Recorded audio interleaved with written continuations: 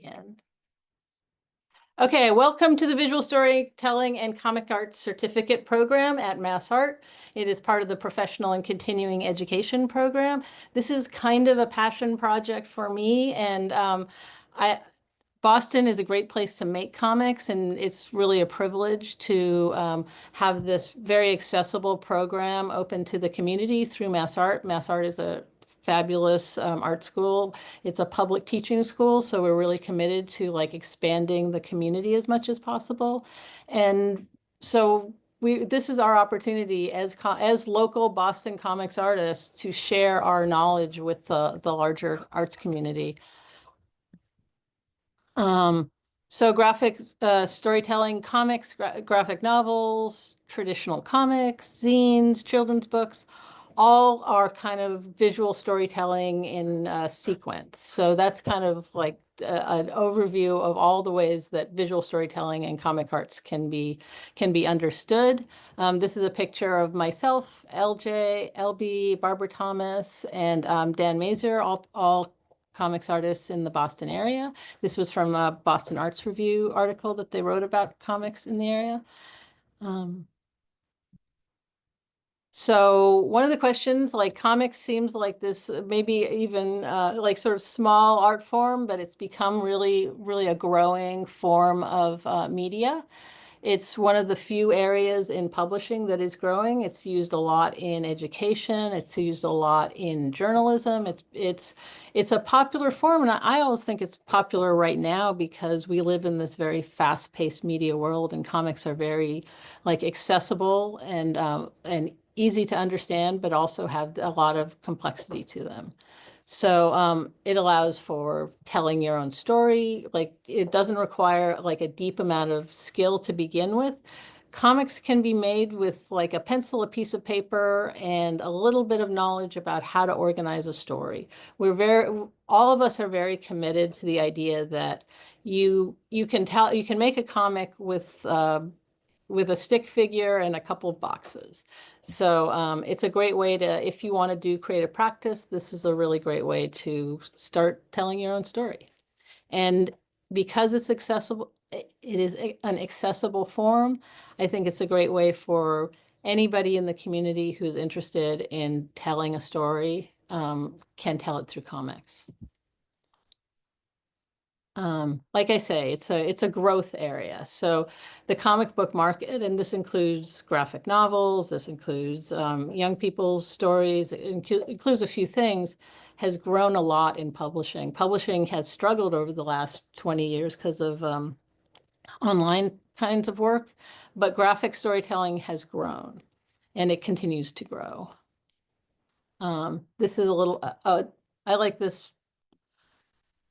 Both for I'll talk about both the picture and the description here. It says graphic novel market stands at an impressive 1.8 billion. Projections are for 3 billion in 2032, which means there's demand for these stories. So if you think you have a great story and you're looking for a medium in which to tell it, this is actually a nice one for like building an audience. This is a picture of myself with one of my intro students, and it was really exciting. What we do at the end of the intro class is we produce an anthology, and this is my student Andy, who worked extremely hard on getting his comic out and was just so pleased when he had it. He showed it around to all. He's a big comics fan, so he showed it all around to all the comics people that he knew. This is Massachusetts Independent Comics Expo, and it really gave me, just watching how excited he was, gave me a sense of how powerful it can be to get that first comic story published, and that's something we help you do.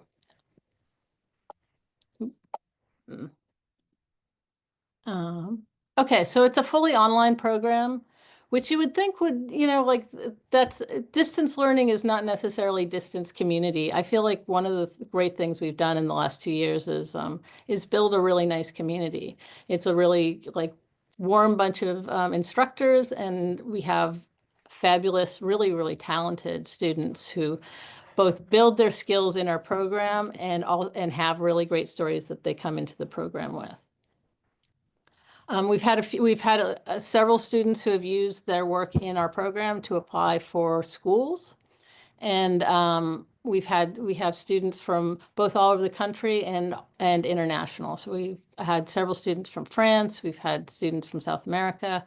It's a very like international and accessible program, and it's pretty doable. You know, there's 7-week classes, and you earn a certificate after you've taken let me see, I think 6 required and 2 chosen elective courses. So that's about a year if you're taking 2 classes for each session. Course sequence. Okay, so these are the required classes. Intro to Comics and Visual Narrative, which I teach, cartooning and narrative illustration, which LJ teaches, nonfiction memoir comics.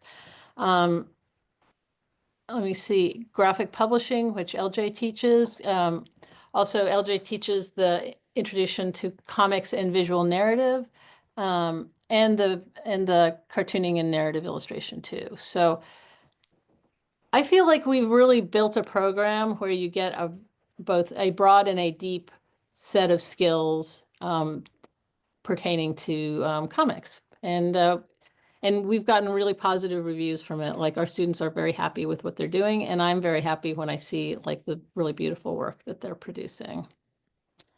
Electives. So electives change a little, but right now these are the electives that we have. Comics and speculative fiction, which Gerald teaches, color and form, and letters. Color form, colors, letters, comic systems, which Gerald also teaches, and comics journalism, which I teach, and short story comics, Gerald teaches.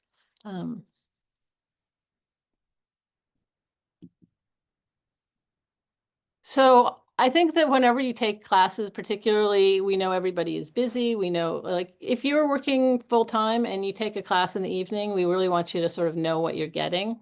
And we want, you know, some of that to be skill building. So this is just a sort of a list of the things that we think are skill building in our program. And writing, I think, is always a valuable skill for creative work, because if you are creative, if you are creative and you are trying to be a professional, you are always going to have to be writing both for the work you're making and for, you know, like pitching your work to people who might like want to publish your work.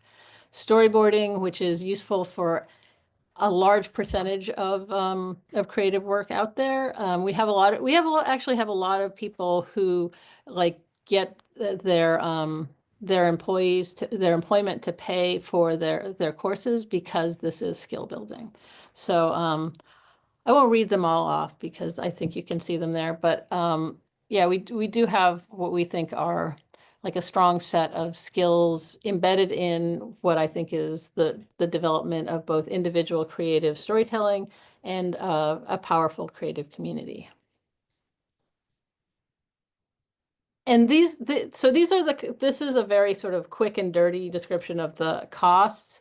It will probably go up in the fall because class prices often go up on a yearly basis. But for right now and for this year, so if you want to get in now, these are the prices that we have, and we try to keep the supplies low in cost because, again, we know that a lot of folks who take our classes are working people, and we want to make sure that this is an accessible program.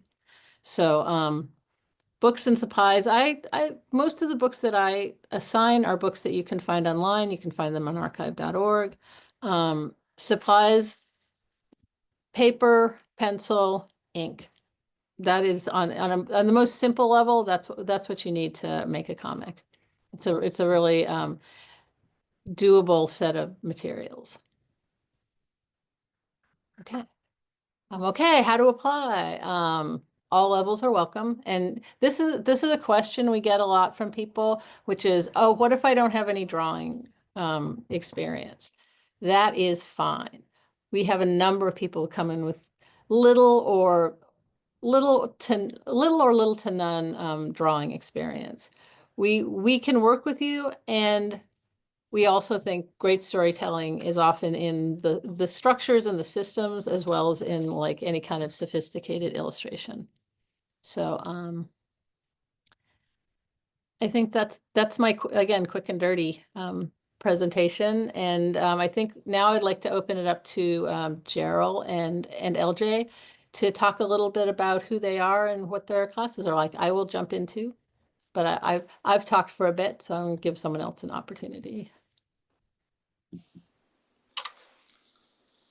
Oh, thanks, Jerome. Sure. So yeah, currently the class that I'm teaching is the narrative cartooning and narrative illustration 2 stylistic sequentials class, which goes a lot into um just deconstructing and learning about the process of other comic creators and the way they see the world, and being able to understand how to how they render things the way that they do, how they depict things the way that they do in their art, both with the character designs themselves, but also um, things like their pacing and their panel layouts and stuff like that. So we've gotten to have a lot of time to just dive into the details of those things, and to get to Haida's point that she got to raise a minute ago. um, that may seem complicated in a way, but a lot of that really just comes down to like getting to just study like what these other creators have done, and understanding that when you give yourself the chance to analyze these things, it's not as complicated as you may think it is at first. And like being able to see like how someone structures a sequence over the course of a bunch of panels or pages, or how they draw their panels in certain aspects and stuff like that. Like those are very straightforward things that once you get to understand that, you can apply that in whatever way you want, and whatever way you want to draw as well. So we've gotten to take time to do that. And I've been like also bringing in like just some different um film composition techniques and stuff like that, and talking about it. But yeah, like I love to just deconstruct process and deconstruct just different ways people could depict things with their characters, how they could break things down to its simplest form. Because that, to me, that's how I got to learn about drawing characters and cartoons and stuff like that when I was a kid. I was looking at a whole bunch of different cartoons like on TV, and just having myself learn gradually how to draw just like in the same way that the characters appeared. Um, and finding out how these characters break down to these other forms that could be like used to make the process more streamlined. So yeah, like I take a lot from just what I've gotten to learn, and new things that I'm picking up as well, and just put that into the classes so that other folks could approach it in their own way. One of the reasons I asked LJ to teach in our program was because he came to my art studio where I was teaching classes and gave a like a 20-minute talk on manga and how manga like built characters around different hairstyles. And I was so impressed by like how both simple and interesting like he made that story. So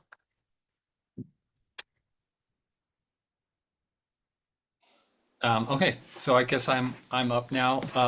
So like I said, my name is Gerald Dye. So I teach two of the classes that I teach are ostensibly storytelling classes. They're more about coming up with story and how you develop stories that are specific to the comics medium. So they're not really about drawing. They're not about the sort of nuts and bolts of comics. Short story comics is the one that happens in the fall, and that's one that I really focus in on how do you tell a short story in a comics format, which I feel like is a really valuable thing to learn, especially when you're starting out in comics, when you're learning this medium, figuring out how to structure a story, how to tell a good joke, in a comic, how to land a punchline. All that stuff's like really important, and a lot of people when they're coming into comics for the first time, they always have these like grand ideas of like I'm going to do this, 7-year graphic novel series, and it's going to be this massive epic, and it's too much. You can't. It's so rare for somebody to come in with that plan and actually follow through to the end. So this is a way to kind of break this thing down, look at this little chunk, figure out how to tell a really good, effective, moving or funny or action-packed or whatever kind of story you want to tell. We look at it's partly a survey class, and then we look at a lot of masters in the field, people who are really good at telling short story comics. So we look at a lot of different people that you probably haven't heard of, because the form is a little bit it's not the manga, and it's not the Marvel DC kind of stuff. It's its own kind of animal. So I always like to open people's horizons to the kind of comics that they're reading. Yeah, and the other thing that's nice about that forum is it leads to getting your work out there a lot better, so you can make work for anthologies. A lot of times you do an anthology, you can't get more than 6 pages. So how do you tell a good story in 6 pages? A lot of people don't know how to do that. So that's the focus of that class. And then my science fiction class is because I'm a sci-fi nerd. So I love sci-fi. I enjoy it in pretty much every medium out there, including comics. And so we look at a lot of different sci-fi comics. We look at ways to make sci-fi effective, how to connect people to the stories that you're telling when they're outlandish or unusual.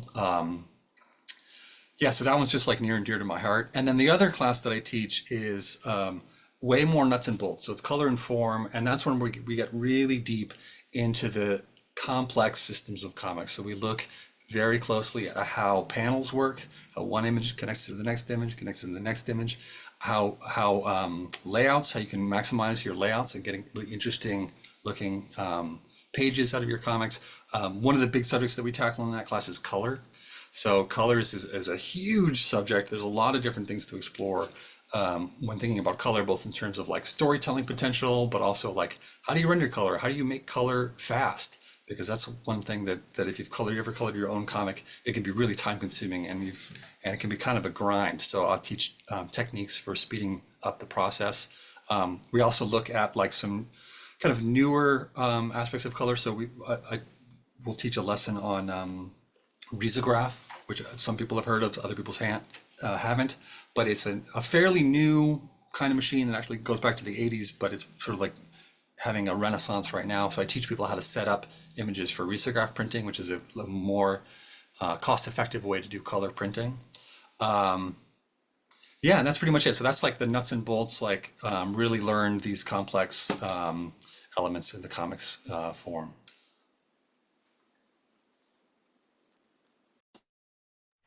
Every time we do these intro things, I'm always like, I want to take Gerald and LJ's classes.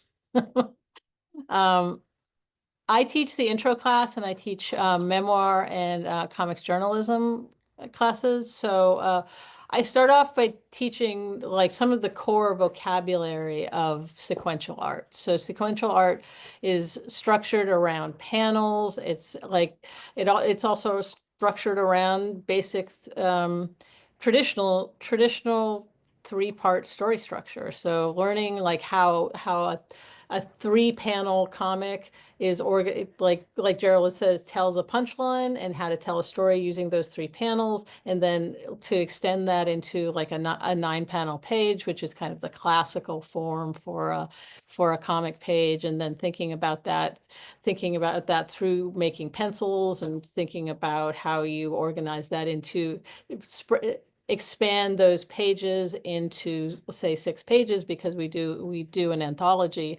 And Gerald is exactly right that being able to tell that short story is really the thing that allows you to make a comic, in the way that like having a big ideas about telling like the epic story of your family history often can get in your way.